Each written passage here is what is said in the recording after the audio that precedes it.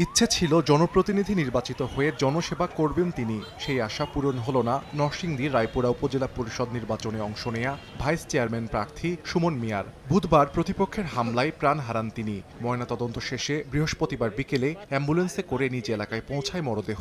পরে জানাজা শেষে দাফন করা হয় পারিবারিক কবরস্থানে। প্রার্থী নিহত হওয়ার ঘটনায় স্থগিত হয়েছে রায়পুরা উপজেলা পরিষদের সকল নির্বাচন পরিচালনার দায়িত্বে নিয়োজিত কর্মকর্তা উপসচিব মুহাম্মদ আতিয়ার রহমানের সই করা এক বিজ্ঞপ্তিতে জানানো হয় এ তথ্য।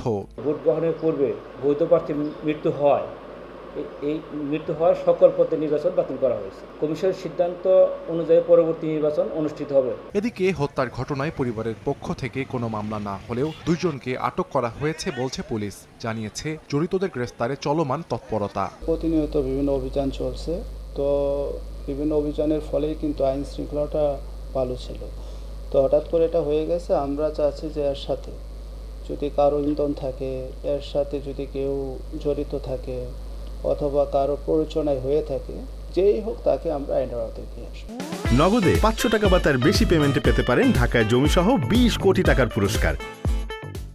তৃতীয় ধাপের উপজেলা পরিষদ নির্বাচনকে সামনে রেখে নরসিংদী রায়পুরায় বুধবার দুপুরে সমর্থকদের সঙ্গে নিয়ে প্রচারণা চালাচ্ছিলেন ভাইস চেয়ারম্যান প্রার্থী সুমন মিয়া। মামদেরকান্দি এলাকায় পৌঁছালে তাদের ওপর হামলা চালায় চশমা প্রতীকের প্রার্থী আবিদ হাসান রুবেলের সমর্থকরা।